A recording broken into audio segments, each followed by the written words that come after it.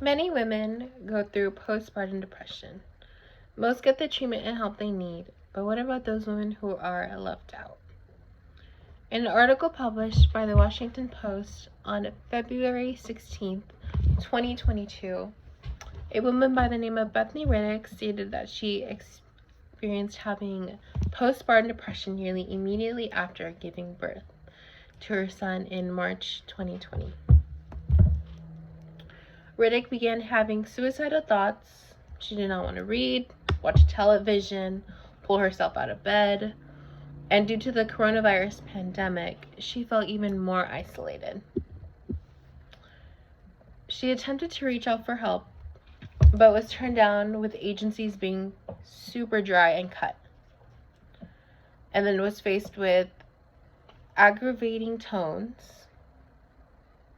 and asked if it can provide resources for low-income folks. Her lack of access to mental health providers and financial challenges were all too common result for low-income women trying to reach out for help. In a study by the National Library of Medicine, 43.3% of Hispanic, 46.8% of and Black women reported postpartum depression.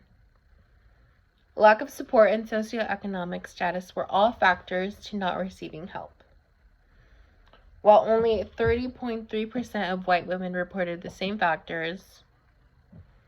Now, let's quickly go over what postpartum depression is. Postpartum depression is a serious mental illness that involves the brain and affects the women's behavior and physical health.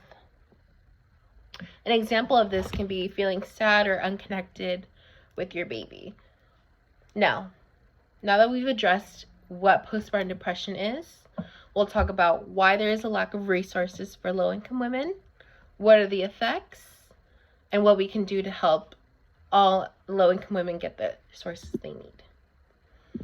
In an article issued by Parent Magazine staff on August 18th, 2022, researchers at the Icahn School of Medicine and Mount Sinai in New York City found that there are racial and ethnic disparities in receiving mental health care for postpartum depression.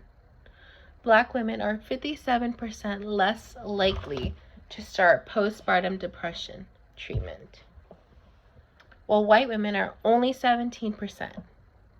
The study was based on a telephone survey of 655 white women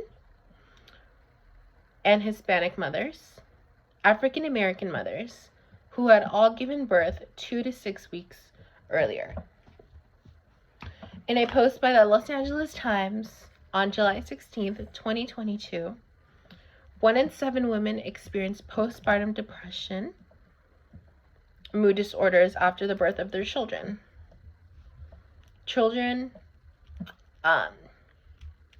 Researchers have found that Black and Latina women may be particularly vulnerable to developing postpartum mood and anxiety disorders due to not attaining their pre-pregnant weight by the 6th week of postpartum depression. In a system that should be helping out every mother, they have failed to help low-income women, especially Black and brown women, the assistance they need to help them go through postpartum depression. Now that we have talked about why there is a lack of access for these women, we'll talk about what has occurred, what's going on.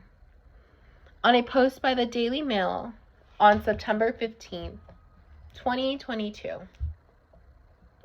Erin Meredy was an African American mom who was facing postpartum depression and was left untreated and alone. She developed chronic depression and had domestic incidents reported with her children because of her depression interfering bonding with her kids. But many neighbors and family members were under the impression that she was a good mother. According to the National Alliance of Mental Health Illness, on July 26, 2021, when it comes to mental illness, Black individuals are less likely to receive treatment. than nearly any other racial ethnic group. There are also many social factors, such as living in poverty, lack of access to healthcare, good quality healthcare as well, trauma that Black and brown women go through, and that's the reason they didn't get help. Erin Meredy was then charged with 3 counts of second-degree murder, counts that deprived indifference to human life, and 3 counts of murder with all victims being under 11 years old. Erin was a mother of 3 who was facing postpartum depression, and due to her lack of access to help, her harming and eventually killing her children were all to a result of that. Now, on to my next point, what we should do.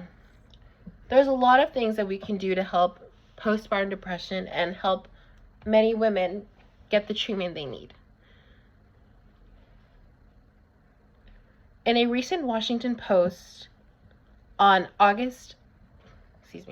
May 12, 2022, nonprofits like the Maroon Calabash Black Doula Collaborative provides prenatal birth and postpartum support for Black families and gives them assistance they need.